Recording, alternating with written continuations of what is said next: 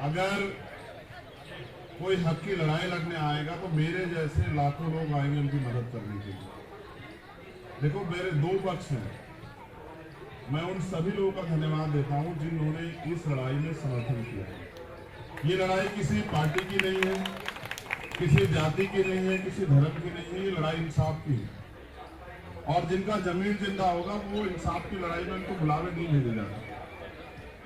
मैं पिछले कई दिनों से इनको देख रहा था। जब ये पिछली बार आए तब भी मैंने इनको वॉच किया, लेकिन पिछली बार इन्होंने अपनी तरफ से एक बैरिकेडिंग लगा दिया कि कोई आएगा नहीं। तो हम दिल से तो उनके साथ थे, लेकिन सामने नहीं आए, क्योंकि हम उनकी लड़ाई में इंसाफ चाहते हैं, ना कि अपना चेहरा चमकाना चाहते हैं। अब जब उन्होंने दरवाजे खोले तो मैंने इनसे कहा कि बेफिक्र रहो। इस आंदोलन के बारे में दो चीजें जाननी पड़ेंगी। पहली ये कि ये आंदोलन सिर्फ जो सरकार आज चेहरा दिखा रही कि जाटों का आंदोलन है, ये अच्छा नहीं है लोकतंत्र में कि जाट खिलाड़ी।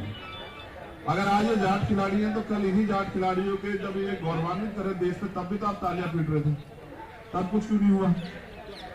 आज अगर वो अपनी मांग को लेके बैठे हैं तो आप उनको जाति के चश्मे से देख रहे हो, धर्म के चश्मे से देख रहे हो। जब देश के लिए कोई खेलता है ना, तो हम कहीं रहते हो, किसी पार्टी में हो, किसी गांव में रहते हो, किसी जिले प्रदेश में रहते हो, हमारे दिल में एक तमन्ना होती कि हमारे जो राष्ट्र का जो प्रतिनिधित्व करे वो जीते। हमारे लिए कोई चश्मा नहीं होता उस समय। और भारत के जो आबादी है, जिनकी संख्या 140 करोड़ से ज्यादा है, चाहे वो हमारे ये इंटरनेशनल खिलाड़ी हो, चाहे और किसी खेल के जो साथी हो, मेरा आज भी मानना है कि जब इंडिया किसी के लिए खेलता है ना क्रिकेट में, तो हमें ये मतलब नहीं होता कि हमारा काम छूट रहा है, हमारा नुकसान हो रहा है, कुछ भी हो रहा है, लेकिन हम दिल और जान लगा के उम्मीद करते हैं कि हम जीत जाएं। इसके लिए भारत के नागरिकों को पैसा थोड़ा मिलता है, ये समर्थन दिल से आता है अपने देश के प्रति।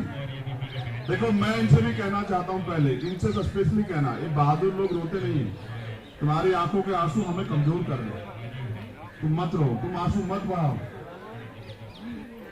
तुम्हें क्या लग रहा है, एक बार कह के देखो कि लोग तुम्हारे लिए सड़कों पे आ जाओ, तुम्हें एहसास नहीं होगा कि सब लोग सड़कों पे आ जाएंगे। लेकिन वो वीरांगनाएं जो देश के लिए लड़ के आती हैं, एक खिलाड़ी का जीवन समझते हो आप लोग, ये हमारे आम जीवन जैसा नहीं है। पहली बात, इनका कोई व्यक्तिगत जीवन नहीं है। और जब आपको बहुत सारी चीजें खाने पीने का मन होता है, आराम करने का मन होता है, इन सबको त्यागना पड़ता है। एक दिन में थोड़ा बनता खिलाड़ी, उसके लिए उसके परिवार की, उसके क्षेत्र की, उसकी कड़ी मेहनत होती है, धूम तपस्या में तप के आता है वो, तब जाके खिलाड़ी बनता है। और आज उन खिलाड़ियों के आंखों में आंसू, ये तो अच्छा नहीं। इनको जीत जाना चाहिए था, लेकिन बुरा यह है कि ताकतवर लोगों को लगता है कि इनको जीतने नहीं देना। और ये जीत की लड़ाई नहीं है, ये न्याय की लड़ाई। आप महसूस करो क्यों सुप्रीम कोर्ट जाना पड़ा। ये तो काम पुलिस का है ना। अगर किसी के खिलाफ भी कोई शिकायत आती तो पुलिस एफआईआर करेगी ना। अगर नहीं करेगी तो फिर कानून किस लिए।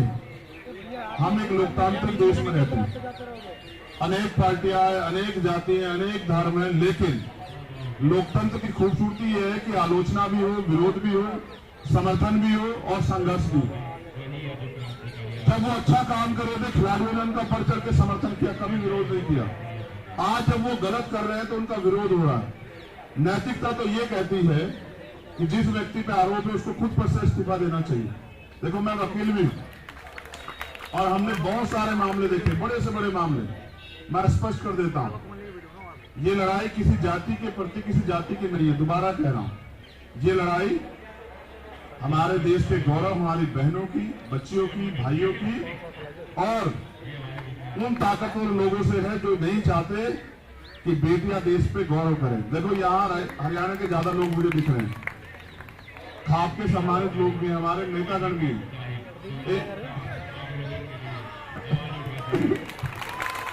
एक दिन वही हरियाणा था जहां बेटियों को इतने अवसर नहीं थे।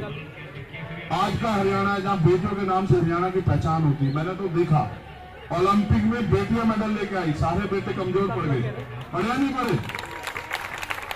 तब हम खुश हुए, हमने तालियां बजाई, हम सेल्फी खिंचवाने के लिए घूम रहे थे। और मुझे तो इस देश में इतने मजबूत प्रधानमंत्री मैंने देखा, जो टीम हार भी गई उनको उन्होंने फोन किया कि भाई आप घबराना मत। लेकिन आज पता नहीं पिछले कुछ समय में परिस्थिति बदली।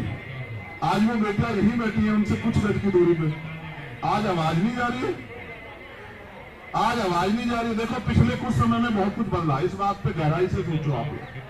ये आज की लड़ाई नहीं, जब भी कोई लड़ने के लिए आए, चाहे वो किसान हो, नौजवान हो, कोई भी हो, चाहे किसी जाति का और धर्म का अपने अधिकारों के लिए आए, सरकार ने एजेंडा सेट कर दिया तभी।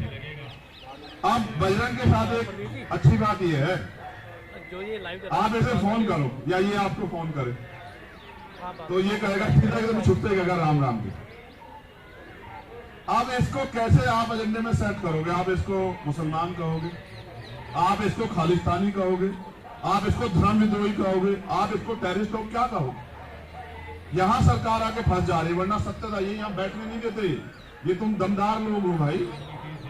अगर ये मुकदमा किसी गरीब आदमी पे हो गया होता ना, उसके परिवार की खाल खींच के घुस भर देती पुलिस। हमने जिंदगी देखी है, यहाँ 20 साल हो गए मैं काम करते। अगर न्याय सबके लिए समान होता फिर एफआईआर के लिए कोर्ट नहीं जाना पड़ता। देखो ये भी एक सत्य है, जब तक वो फेडरेशन के अध्यक्ष रहेंगे तब तक कुछ भी निष्पक्ष नहीं हो सकता। बिल्कुल ये बिल्कुल सत्य बात है, जब तक वो फेडरेशन के अध्यक्ष है तब तक निष्पक्ष न्याय तो छोड़ दो, न्याय का मात्र होना नहीं, न्याय दिखना भी चाहिए। जब आप उस पद पे बैठे हो तो कहां से न्याय हो जाएगा? और जब आप उस पद की ताकत का दुरुपयोग कर रहे हो तो कहां से न्याय हो जाएगा? मैं तो ये समझ रहा था कि ब्रजभूषण जी अपने आप जो वो इस्तीफा दे देंगे कि भाई पहले निष्पक्ष जांच होने दो। कल से मीडिया ने एक चीज चलाई कि भाई कमेटी की रिपोर्ट भी नहीं पड़ी, वो भी कह रहे हैं कमेटी की रिपोर्ट भी नहीं पड़ी। ओ भैया कमेटी कौन सी है? कोई निष्पक्ष कमेटी है? कोई जैसा उस कमेटी को लीड कर रहे हैं सरकार के लोग हैं, सरकार के नेता हैं, सरकार से जुड़े लोग हैं। मेरा तो ऐसा मानना है जिनका रोजगार इस सरकार से चल रहा है वो बेचारे क्या निष्पक्ष हो जाएंगे बताओ? अगर कमेटी बनानी है ना तो चीफ जस्टिस साहब बैठे तो हैं, उनके नेतृत्व में बनवा दो, पता लग जाएगा तुम्हें सारी चीज का कैसे जांच होती है। देश के लिए सबसे महत्वपूर्ण बात आज ये है कि देश के जो सुप्रीम कोर्ट के हमारे चीफ जस्टिस हैं उनके वो रीढ़ की हड्डी वाले हैं और यही सरकार के लिए परेशानी है, यही एकमात्र परेशानी है। देखो मैं तो यहाँ मीडिया के लोग बैठे हैं, एक हमारी बहन उधर खड़ी है प्रज्ञा,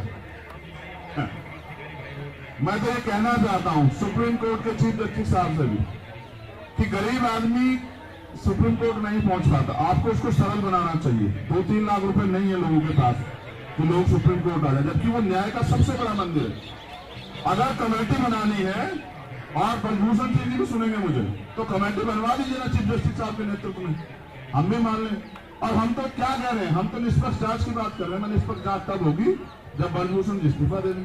आप मेरी एक बात को गलत साबित कर दो, डिनाई कर दो, अगर यही पोस्टों के एफआईआर किसी और पर हुई होती तो क्या वो आज बाहर घूम रहा होता? क्या बताओ आप सब लोग बता दो। अच्छा देखो बोल दो सर। अच्छा देखो एक चीज और सुनो, पिछले कुछ समय से ट्रेंड बदला है। आरोपी के पक्ष में पंचायत होती है, आरोपी के पक्ष में डिबेट होती है और हमारे सम्मानित मीडिया खड़ी है, ये उसको डिफाइन करने लग जाते हैं बार बार। देखो भक्ति से काम नहीं चलेगा, भक्ति तो आसाराम जी की भी बहुत लोग करते थे नहीं करते हैं बता दो। उदाहरण बता रहा हूं, 1 मिनट समय उदाहरण बता रहा हूं आपको।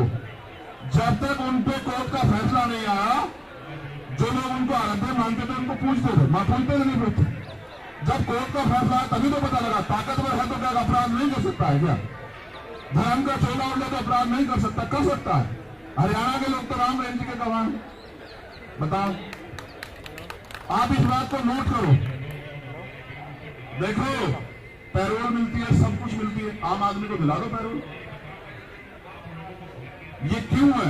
ये इसलिए है कि सत्ता पक्ष अपने हिसाब से एजेंडा सेट कर रहा है। देखो मैंने 2 उदाहरण इसलिए दिए कि जब आसाराम जी पे अगर कोर्ट ने तय कर दिया और फिर कोर्ट ने सजा की, तो जब आसाराम जी राम रहीम जी के निर्णय में हमें पता लग सकता है कि कोर्ट सही है, तो ब्रजभूषण जी का फैसला भी कोर्ट में छोड़ दीजिए। आप क्यों डिसाइड करने लगे? उनको गिरफ्तार तो होने दीजिए, ताकत कम तो होने दीजिए। जब वो सत्ता में बैठे हैं, ताकत में बैठे, कैसे न्याय हो जाएगा? ऐसे न्याय संभव नहीं।